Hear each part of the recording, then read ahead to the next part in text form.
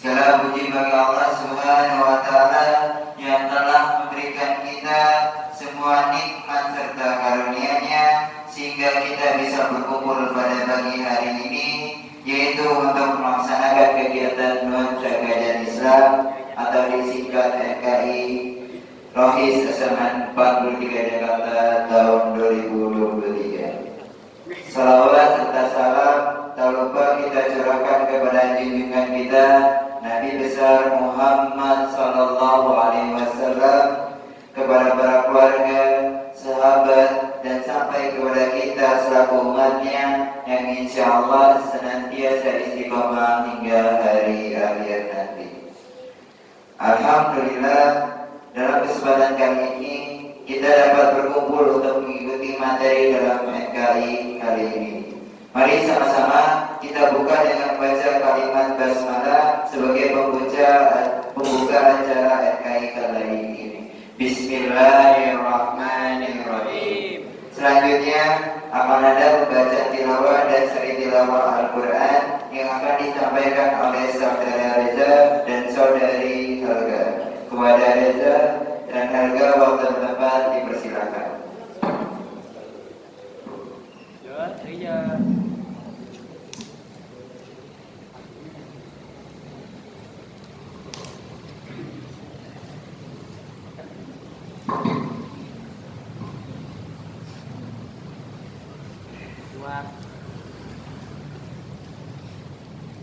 Assalamualaikum warahmatullahi wabarakatuh.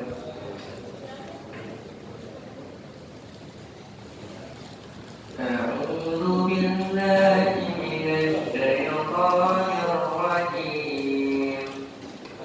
Aku berlindung kepada Allah.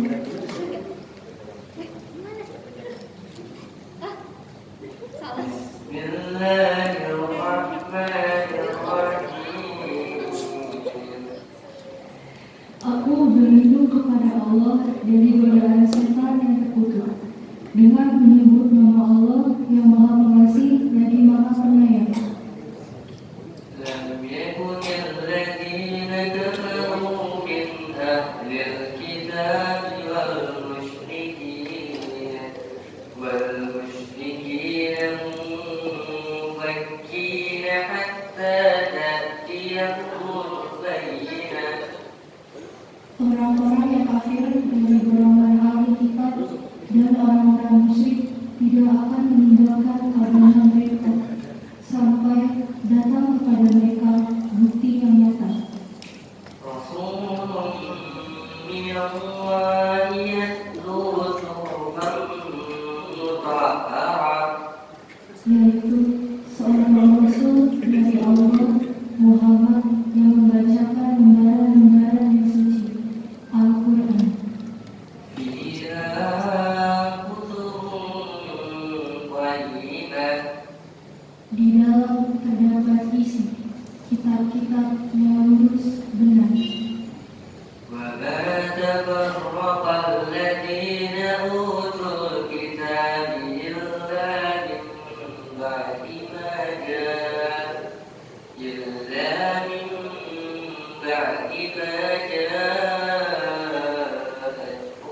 البينة. Dan tidaklah terpecah belah orang-orang ahli kitab, melainkan setelah datang kepada mereka bukti yang nyata. وما أمروا إلا ليعبدوا الله مخلصين له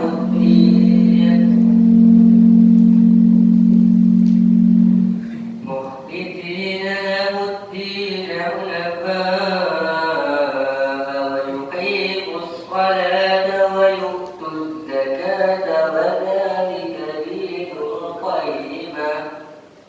Padahal mereka hanya diperintah menyembah Allah dengan ikhlas menaatinya semata-mata karena menjalankan agama, dan juga agar melaksanakan sholat dan menunaikan zakat. Dan yang demikian itulah agama yang lurus benar. Sadaqallahul azim. Maha benar Allah dengan segala firman-Nya. Assalamualaikum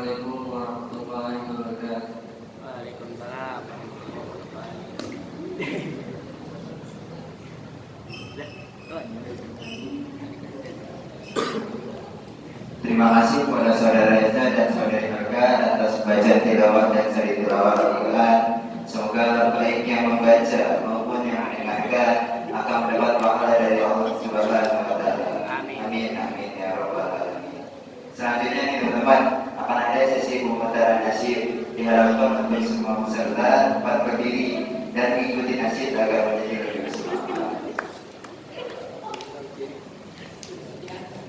Ayo nih Ahmad.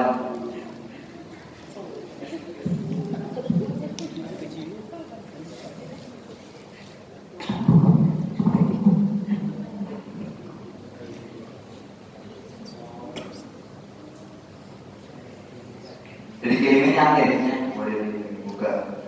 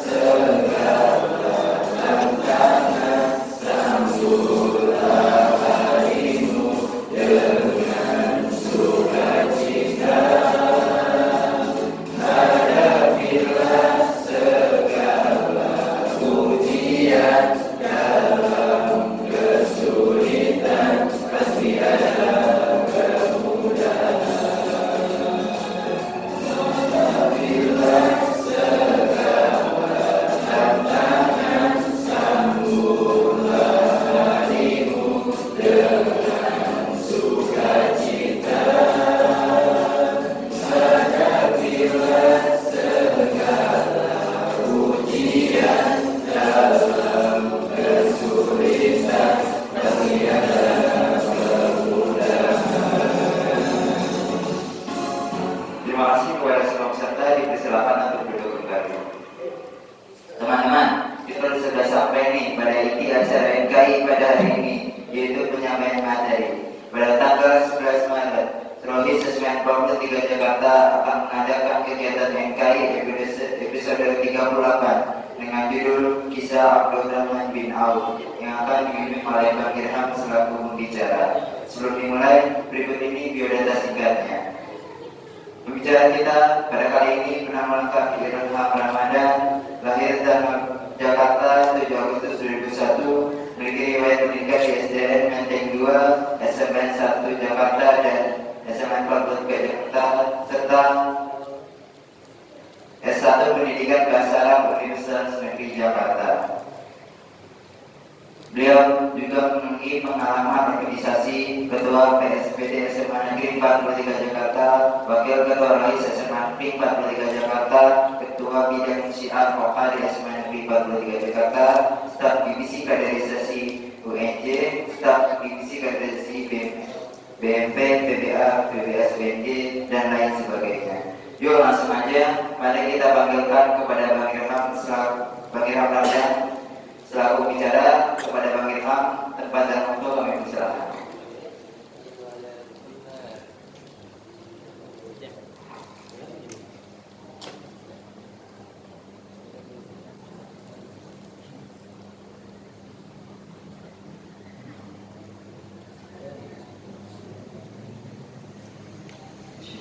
Bismillah. Assalamualaikum warahmatullahi wabarakatuh.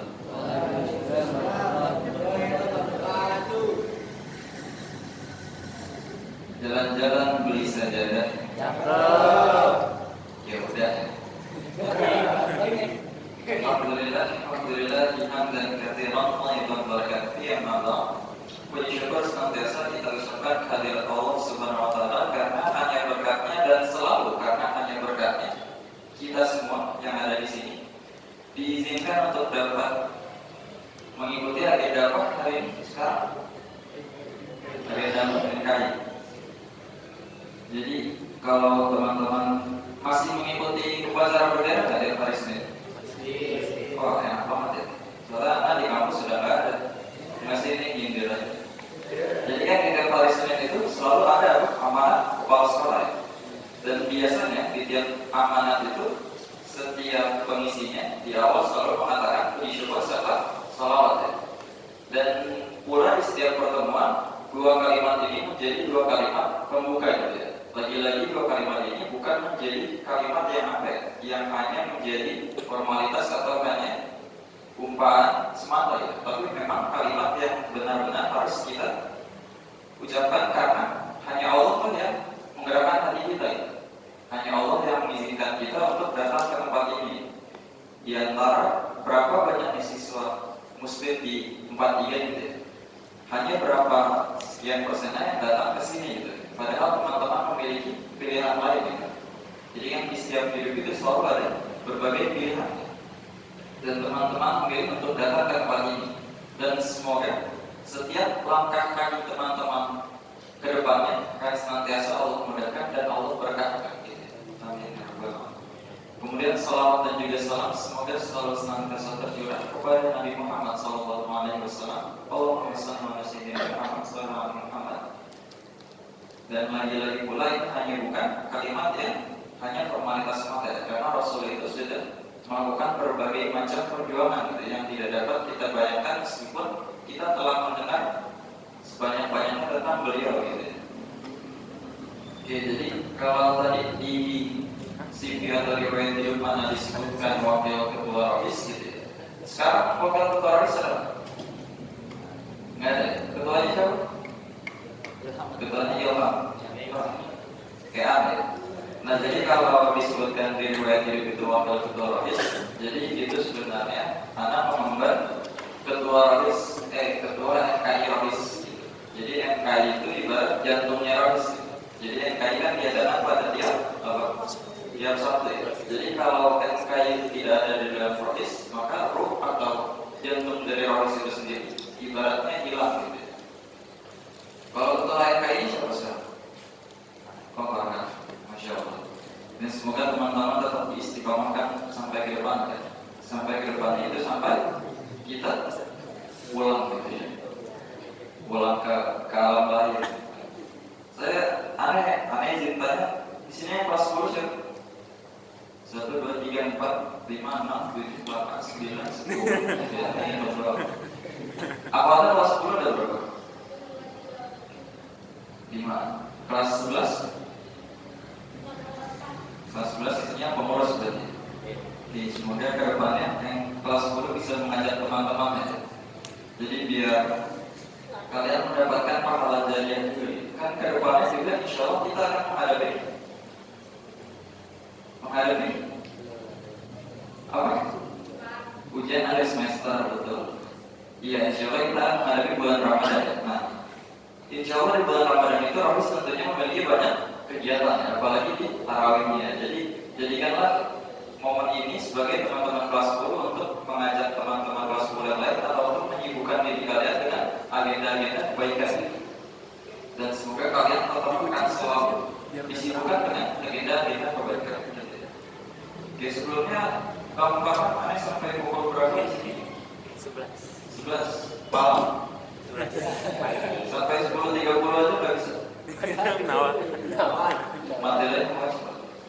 Oke, bismillah, nah mulai materinya. Jadi insya Allah kita akan bahas mengenai salah satu tokoh sahabat yang bernama Abdurrahman bin Auf. Siapa di antara kalian yang pernah mengenal atau pernah mendengar dengan sosok sahabat satu ini? Sahabat yang kaya. Saya. Kaya. Kaya. Enggak, yang pernah dengar dulu mengenai Abdurrahman bin Auf gitu. Kan biasanya kita mengenal siapa? Abu Bakar, Umar, Utsman gitu ya. Ali. Kalau Abdurrahman bin Auf sudah pernah kenal, sudah pernah mendengar sejauh mana dulu? Kalau udah semua ya nanti tutup sekian. Belum ya? Kenapa ngajar kuda? Jadi biar kenal usah ngisi gitu. Oke, jadi Abdurrahman bin Auf tadi kata Bang Farhan kaya ya. Jadi kita akan membahas kisah Abdurrahman bin Auf. Kalau bahasa Arab itu Qisatun. Nah, makanya di dalam surat Al-Quran surat ke-28 apa nama suratnya? Al-Qasas, artinya cerita-cerita. Jadi Al-Qasas itu atau Qasas adalah bentuk jamak dari Qisat gitu. Nah, kemudian Abdurrahman bin Auf ini dalam tulisan Arabnya. Ini teman-teman kelihatan ini ya, kelihatan salin dia, hasil salin dia. Salin dia itu PowerPoint ya, hanya di bahasa Indonesia kan. Oke, selanjutnya kita insya Allah akan membahas mengenai 3 poin. Yang pertama latar belakang kayak membuat makalah kan. Karena kata dari Bang Farhan kayak gini ada anak ikut. Jadi latar belakang itu insya Allah kita akan membahas mengenai bagaimana sosok ataupun sekiranya siapa yang melatar belakangi dari Abdurrahman bin Auf itu sendiri. Nah, jadi Abdurrahman bin Auf bin Abdu Auf bin Abu bin Al-Harith bin Zuhrah bin Kilab bin Murrah bin Ka'ab bin Lu'ay. Nah, kenapa rata-rata orang Arab itu ataupun ketika kita mengenal sirah, mengenal sejarah sahabat ataupun sejarah dalam mempelajari Islam gitu ya, kenapa tokoh atau seorang itu sangat mengenal nasabnya gitu kan? Coba misalkan Anda tanya dari salah satu tadi yang baca tilawah siapa? Siapa namanya? Reza. Ya, Reza ayahnya siapa tahu namanya? Zainuddin. Ayah dari Bapak Zainuddin tahu? Berarti kakeknya Reza ya? Nah, kakek dari ayahnya masih tahu? Oke. Nah, itu perbedaan kita dengan orang Arab itu. Kenapa? Karena orang Arab sangat membanggakan nasabnya. Jadi kalau kalian insya Allah umroh atau haji gitu, kalian mungkin menanyakan salah seorang yang kalian gak kenal, terus kalian minta sebutkan nasab dia itu. Dia orang Arab toleran, orang Arab asli. Bisa jadi orang Arab itu mampu menyebutkan nasabnya sampai 3 generasi ke atas. Karena mereka sangat membanggakan nasabnya, sangat membanggakan keturunannya. Nah, makanya di sini Abdurrahman bin Auf itu sampai disebutkan bahwa bin Ka'ab bin Lu'ay sampai ujung sekali. Jadi beliau ini dilahirkan di Makkah 10 tahun setelah tahun Gajah. Nah, tahun Gajah itu tahun kelahiran siapa? Nabi. Nah, sebelumnya di sini Anak pernah mengisi juga mengenai kisah Rasulullah gitu. Jadi kenapa pada saat itu disebutkan tahun gajah? Karena orang Arab pula memiliki kebiasaan kalau menyebut suatu tahun itu disebutkan tahun yang pada saat itu ada kejadian besarnya. Jadi misalnya pada satu tahun itu ada tentara gajah gitu yang ingin menyerang apa? Menyerang apa itu? Jadi disebutkan di situ pada tahun gajah. Dalam tahun yang lain juga disebutkan tahun kesedihan karena pada tahun itu umat Islam kalah di perang Uhud serta istri dari Rasulullah Khadijah meninggal dunia. Jadi orang Arab pada saat itu memiliki kebiasaan lain yaitu menyebut suatu tahun dengan kejadian besar pada saat itu juga.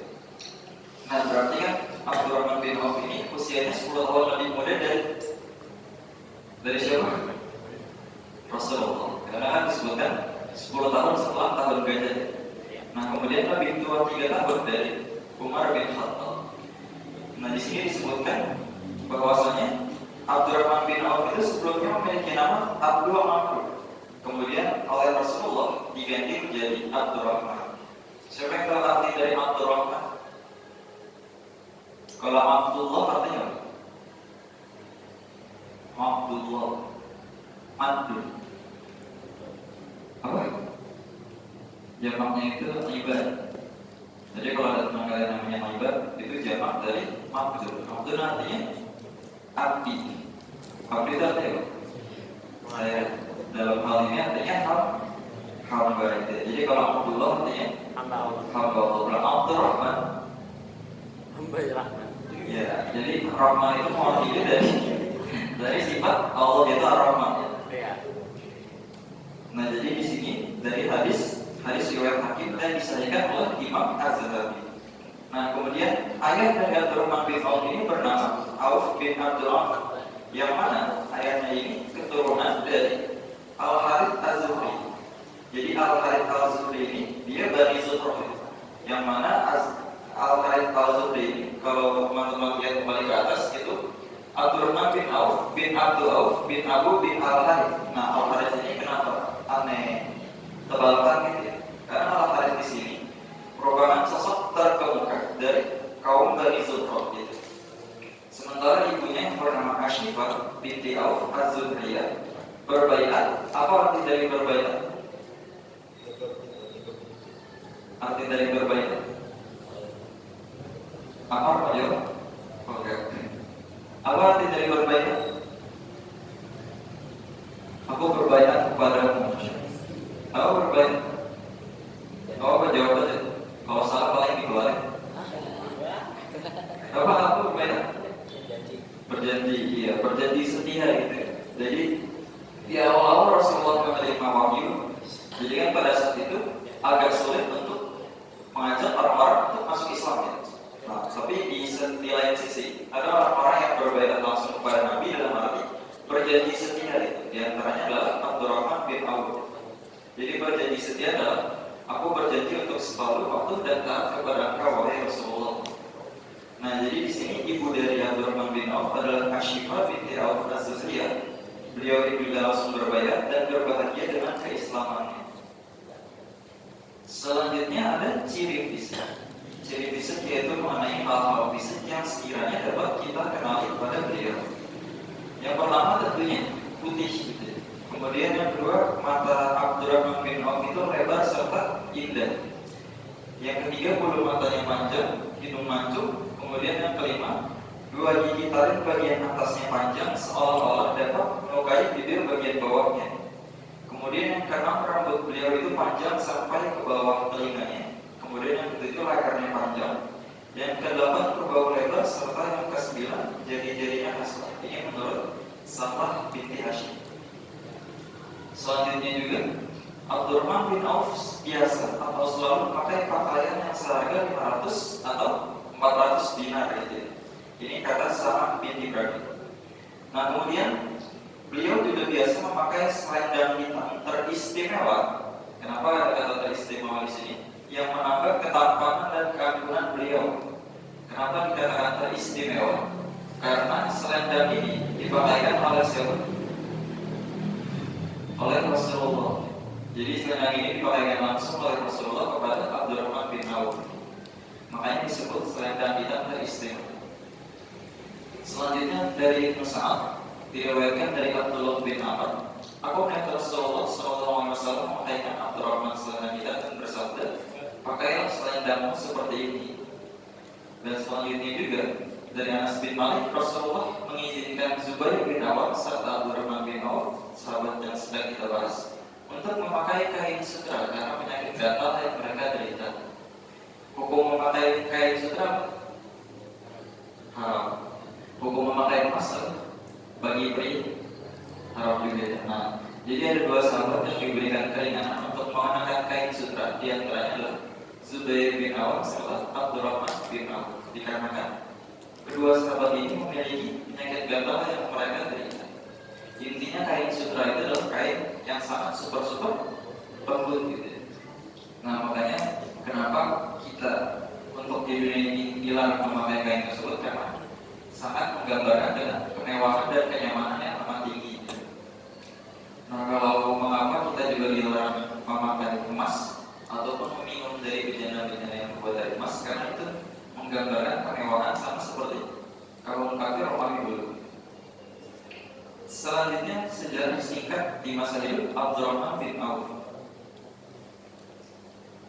Latihan bahasa Arab ini. Di sini lintas minat bahasanya ada apa aja?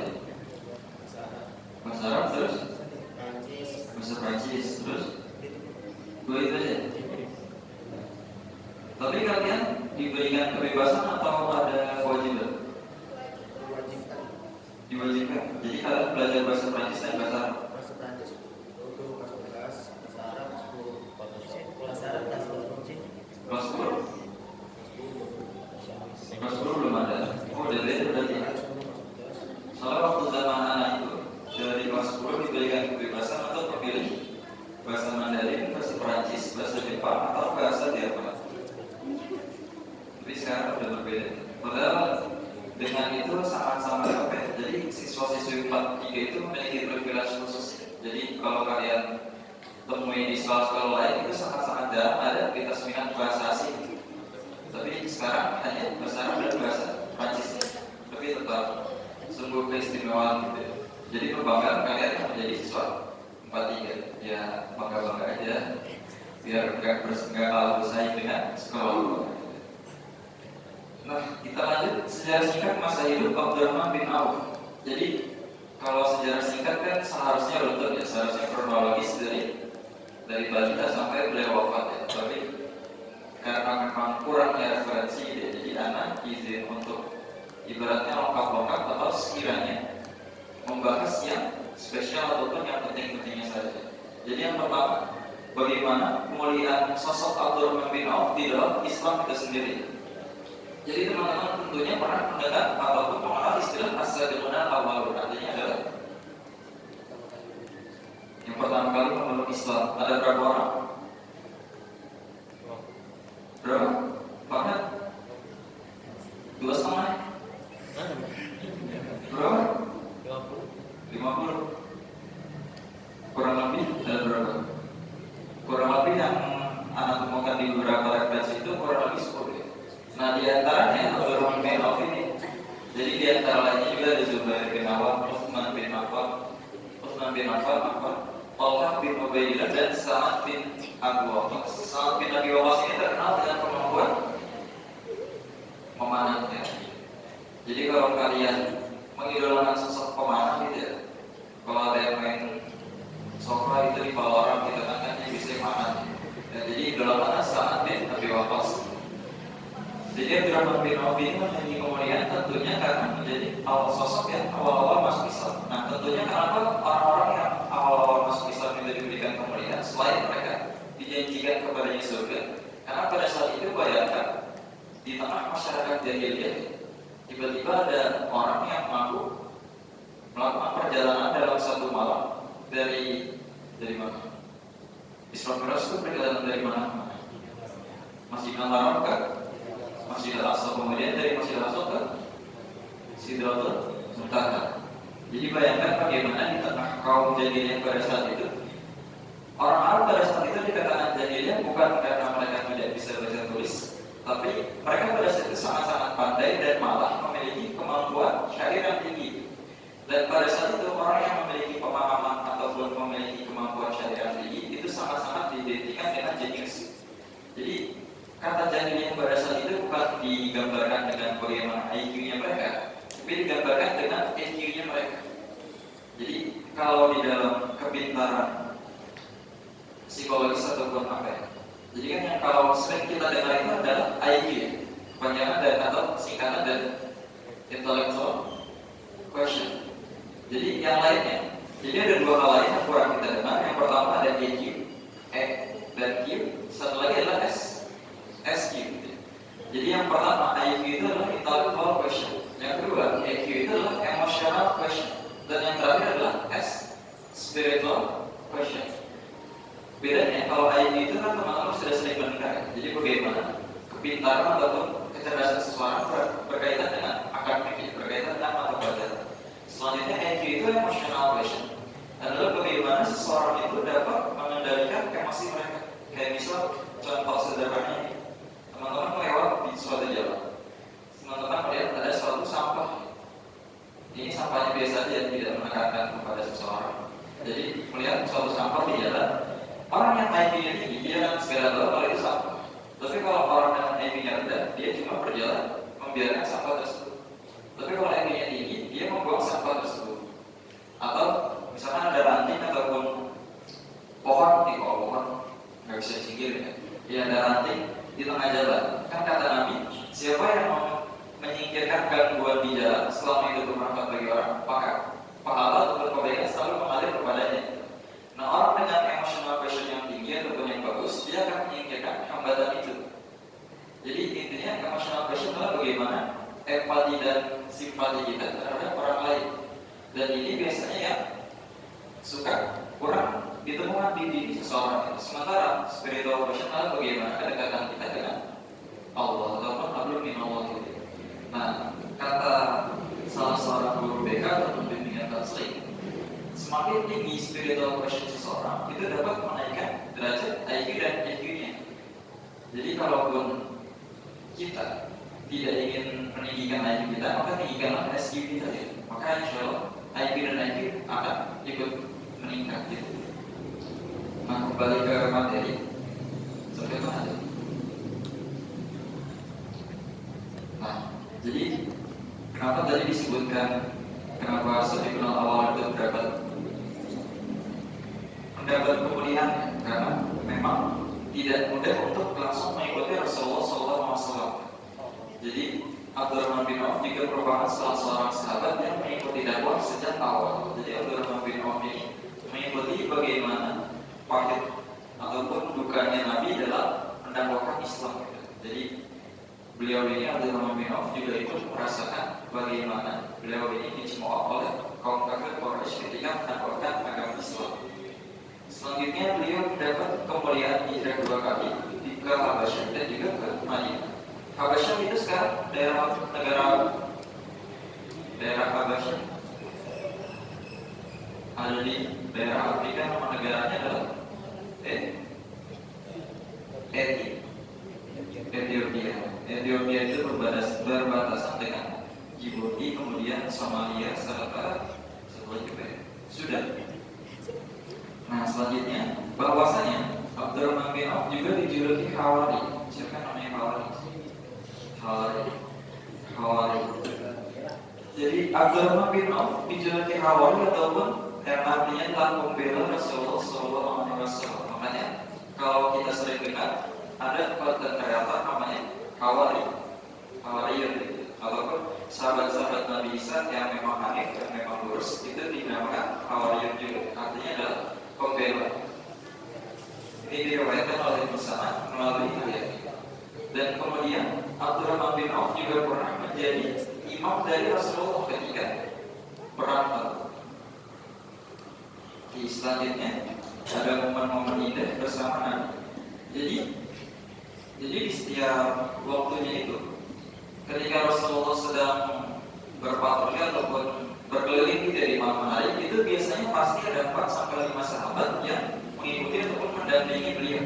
Dan salah satu di antara orang itu adalah Abdurrahman bin Auf.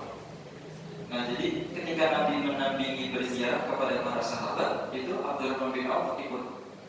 Jadi bayangkan ketika berapa banyak umat Islam pada saat itu, ketika katakanlah selesai perang gitu. Jadi kan ada yang cedera fisiknya, ada yang cedera secara psikisnya gitu ya. Cedera psikis maksudnya trauma akibat perang gitu. Jadi Nabi itu menghampiri sahabat yang terluka serta menanyakan bagaimana kondisi keluarganya. Jadi bukan hanya dirinya yang ditanya, tapi keluarganya juga ditanya sama Nabi. Jadi bagaimana perhatiannya Nabi pada saat itu. Jadi antara Nabi dan sahabat satu sama lainnya mereka sama-sama tahu. Bahkan posisinya rumah antara sahabat lainnya. Nah makanya dikatakan sahabat kan, bukan hanya teman gitu. Nah Nabi juga didampingi oleh Abdurrahman bin Auf ketika Nabi mengunjungi mereka yang sakit serta melihat bagaimana kondisi anak serta keluarga. Jadi Abdurrahman bin Auf ini juga melayani bagaimana sosok Rasulullah itu tentang ketika berdakwah di rumah siapa? Arqam bin Abi Arqam. Jadi sebelum rumah Arqam bin Abi Arqam itu dijadikan ibaratnya base camp dakwah. Jadi Abdurrahman bin Auf itu sudah menjadi pelayan beliau. Jadi Abdurrahman bin Auf ini belajar langsung dari Rasul bagaimana menghafal hadis, bagaimana cara memahami suatu hadis serta meriwayatkan berbagai umat yang dialaminya bersama Rasul. Selanjutnya Abdurrahman bin Auf juga mendampingi Nabi ketika di setiap peperangan besar. Peperangan besar itu yang paling kita kenal itu yang pertama ada perang Badar. Jadi perang Badar itu terjadi pada tahun kedua Hijriah. Sementara perang Uhud terjadi pada tahun ketiga Hijriah. Perang Khandaq terjadi pada kelima Hijriah. Nah serta Abdurrahman bin Auf mendampingi beliau pada perang Hudaybiyah. Jadi tadi disebutkan bahwa as-sabiqun al-awwalun adalah orang-orang yang pertama masuk Islam, di antaranya Abdurrahman bin Auf. Jadi disebutkan di sini beliau juga termasuk salah satu sahabat yang membayar Nabi di perang Hudaybiyah. Jadi berjanji setia langsung ketika sebelum perang. Nah selanjutnya Abdurrahman bin Auf adalah orang ataupun sosok yang menjadi ataupun jadi Nabi Muhammad itu meminta kepada Abdurrahman bin Auf untuk mengumumkan kepada para sahabat kalau keledai jinak itu haram di perang Khaybar. Kenapa keledai jinak haram? Berarti kan di sini khusus keledai jinak ya. Berarti kalau keledai liar halal atau haram? Gimana? Kan di sini disebutkan diminta Nabi mengumumkan keharaman keledai jinak. Berarti kalau keledai liar halal. Nah jadi ini sudah kesepakatan ulama ya. Jadi bukan ada yang ngomong gitu. Nah jadi kenapa keledai jinak itu diharamkan? Karena keledai yang jinak itu karena mereka hidup bersama manusia, berdampingan bersama manusia, maka yang mereka makan itu adalah, mohon maaf, hasil ekskresi ataupun pembuangan dari manusia. Sementara kalau keledai liar mereka makan rumput ataupun dedaunan karena mereka tinggal ataupun hidup di hutan gitu.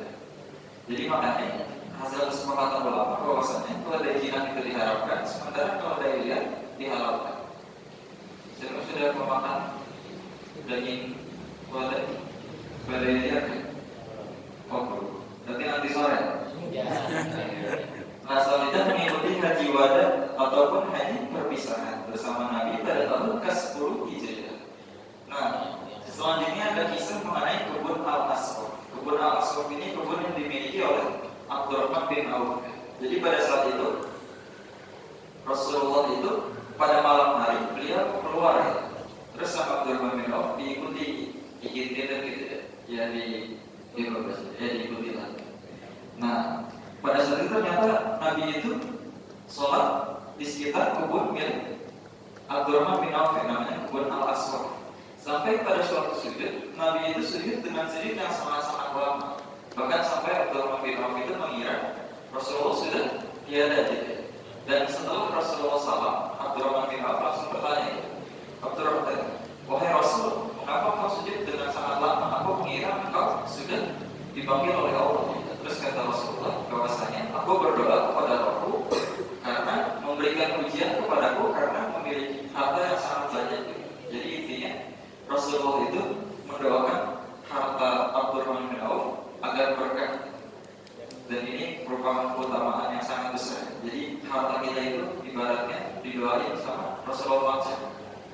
Nah selanjutnya ada cerita mengenai keheranan Umar bin Khattab.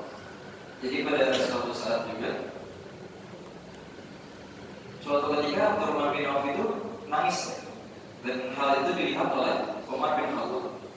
Nah, Umar bin Khattab bertanya, wahai Abdurrahman bin Auf, mengapa engkau menangis? Kata Abdurrahman bin Auf, bahwasanya Rasulullah itu jika memberikan sesuatu, maka beliau tidak memberikan hal itu kepada orang lain.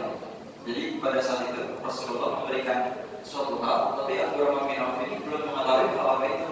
Yang mana Abdurrahman bin Auf tidak diberikan hal tersebut oleh Rasulullah. Maka pada saat itu Umar bin Khattab mengkonfirmasi keberadaan itu kepada Rasulullah. Maka kata Rasulullah bahwasanya aku memberikan hal yang tidak kuberikan kepada orang lain, tapi aku juga memberikannya kepada Abdurrahman bin Auf. Dan saksikanlah bahwasanya Abdurrahman bin Auf adalah sosok yang salah satu yang dimuliakan. Dan ini merupakan momen indah dan juga kemuliaan Abdurrahman bin Auf. Kemudian selanjutnya, bagaimana akhir hayat dari sosok Abdurrahman bin Auf. Jadi kan tadi disebutkan kalau Abdurrahman bin Auf itu lahir pada awal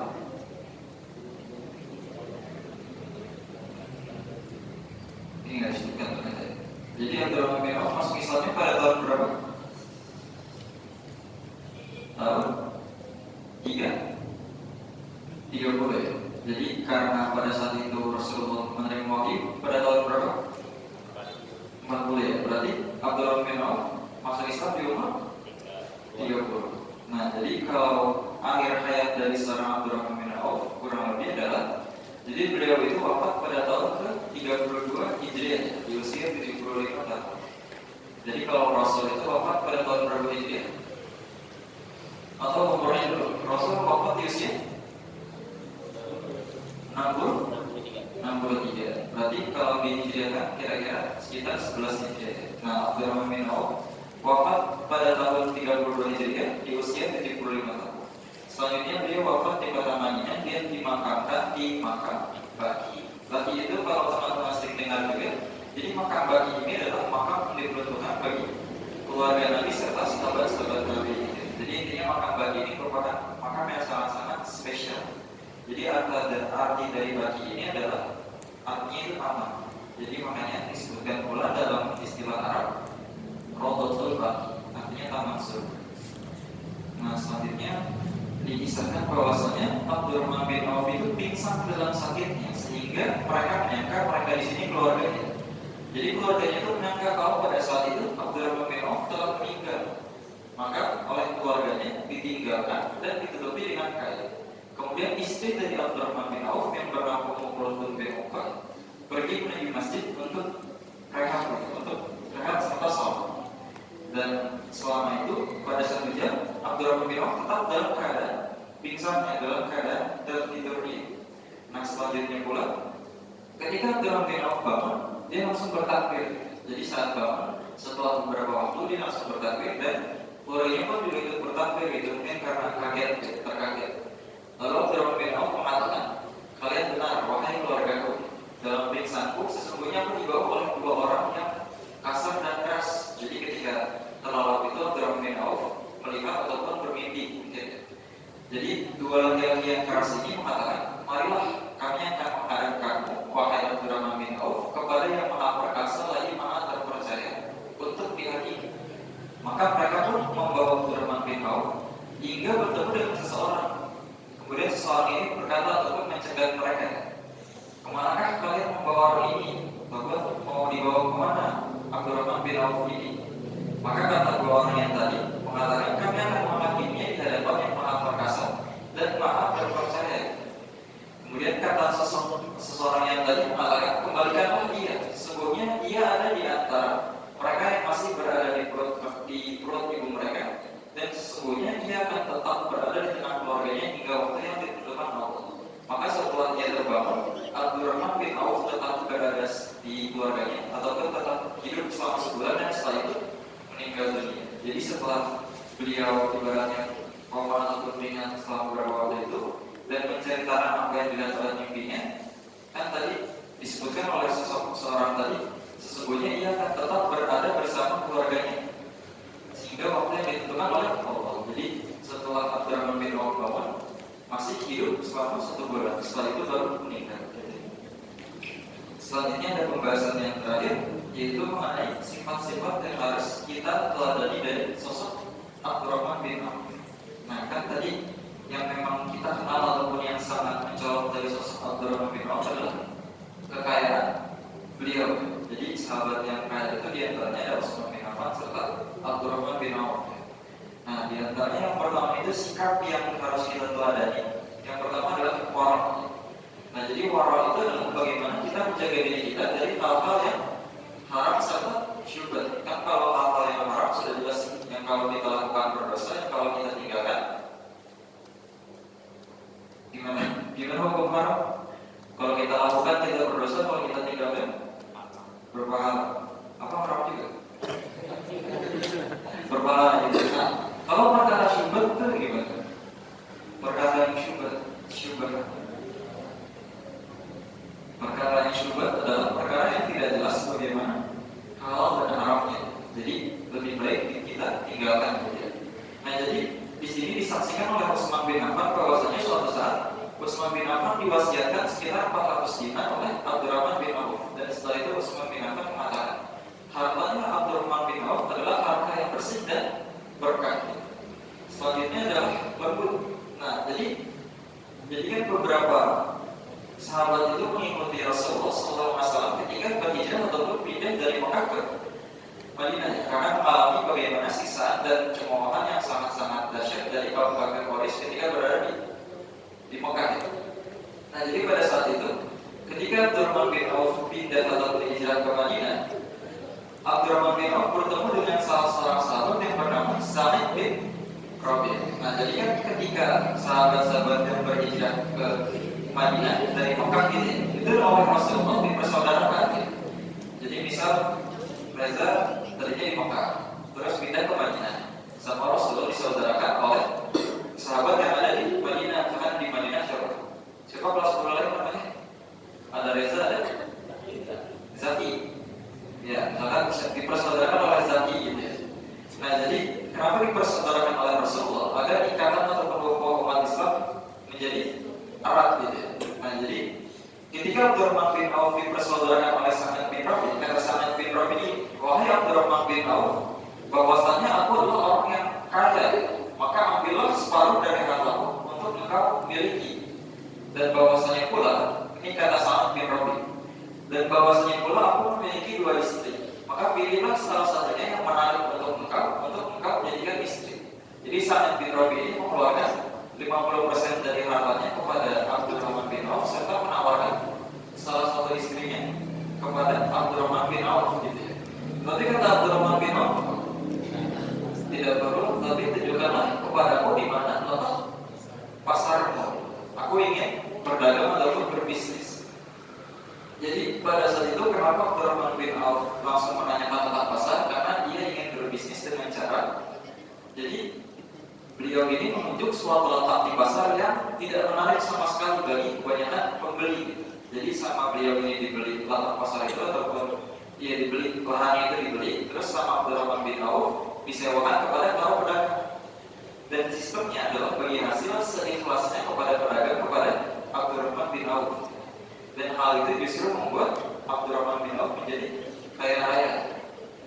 Nah jadi ini adalah watak yang harus kita tiru ya, yaitu beliau lembut gitu. Jadi tidak langsung mengiyakan tawaran dari Sa'id bin Rabi'. Selanjutnya yang ketiga adalah zuhud ataupun sikap batin yang lebih meyakini apa yang ada di dalam genggaman Allah. Jadi kalau teman-teman sering mendengar juga, letakkanlah dunia di mana? Di tangan, di tanganmu, jangan di hatimu gitu. Jadi ini merupakan sikap zuhud yang tentunya dimiliki oleh seorang muslim gitu. Jadi ketika kita merasakan kehilangan dunia, kita tidak berlalu sedih di dalamnya gitu. Jadi sikap zuhud ini adalah kita meyakini bahwasanya apa yang telah Allah berikan itu adalah yang ditakdirkan untuk kita gitu. Sementara yang tidak Allah berikan itu berarti tidak ditakdirkan untuk kita. Kemudian yang terakhir yaitu rendah hati. Jadi ketika Abdurrahman bin Auf ini memiliki kekayaan yang sangat-sangat berlimpah gitu ya, beliau tidak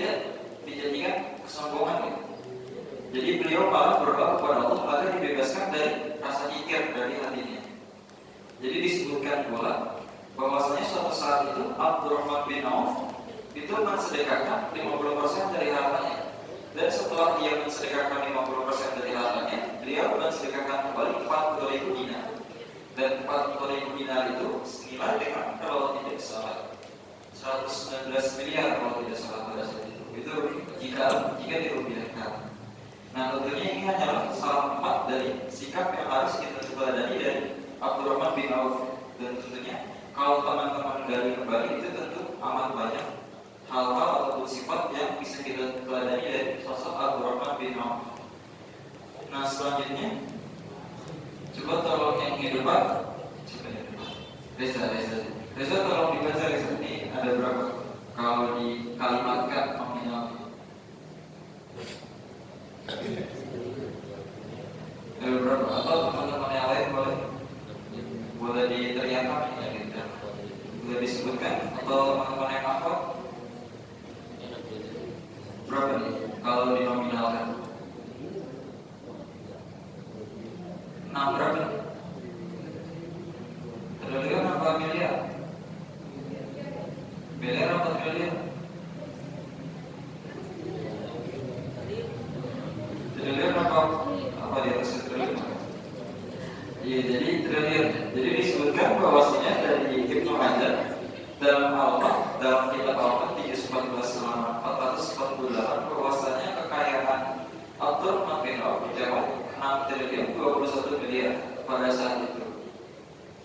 Jadi beliau juga disebutkan kalau beliau mensedekahkan 500 sampai 700 unta beserta dengan barang bawaannya untuk kepentingan umat Islam. Dan juga disebutkan dari Sayyidati Aisyah ketika kafilah ataupun rombongan Abdurrahman bin Auf itu datang ke kota Makkah atau Madinah, itu dari jauh sudah bisa dirasakan hentakan kaki untanya, karena kaki untanya mencapai 700 ekor. Jadi menggambarkan betapa kaya-kayanya beliau. Di terakhir ada sedikit kutipannya. Jadi jalan Allah ini sangat panjang. Jadi untungnya karena jalan Allah atau jalan dakwah ini sangat panjang, kita tidak diwajibkan untuk sampai ke ujung dari jalan dakwah tersebut. Tapi kita hanya diperintahkan untuk mati di atasnya. Jadi dakwah teruslah bisa teman-teman berdakwah. Jadi jangan sampai suatu saat kalian berbalik arah seperti yang dikatakan oleh Imam Syafi'i. Jika kita tidak bisa berlari ketika menuju Allah, maka usaha berjalan. Jika berjalan menuju tidak bisa, usaha merangkak. Intinya jangan pernah berbalik arah. Jadi ini yang dikatakan oleh Syekh Muhammad Nasyiruddin Al-Albani, ataupun yang lebih dikenal dengan Syekh Al-Albani. Kenapa dikatakan Al-Albani? Karena beliau berasal dari Albania. Jadi sama seperti ada namanya Syekh Ahmad Khatib Al-Minangkabawi. Berarti beliau berasal dari Minangkabawi, Sumatera, bukan sini ya. Tapi tidak ada Syekh terkenal dari Papua, enggak beda. Jadi untuk materi Abdurrahman bin Auf hanya sekian yang bisa saya sampaikan. Lebih cepat 15 menit. Apa yang akan selalu berdoakan?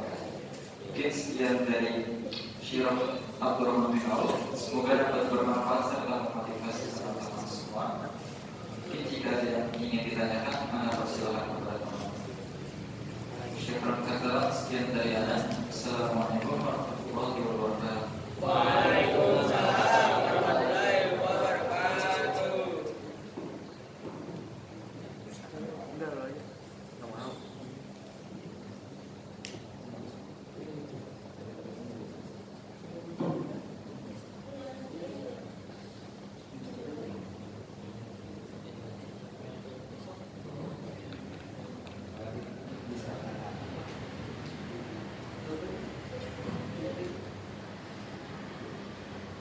Syukuran jazakumullah kepada Bang Ilham Ramadan yang telah menyampaikan materi ini, insyaallah akan sangat bermanfaat untuk kita semua. Baik teman-teman, karena sudah di akhir acara, kita akan menutup acara ini dengan doa kafaratul majelis. Subhanallahumma wa bihamdika asyhadu an la ilaha illa anta astaghfiruka wa atubu ilaik. Lalu membaca istighfar istighfar sebanyak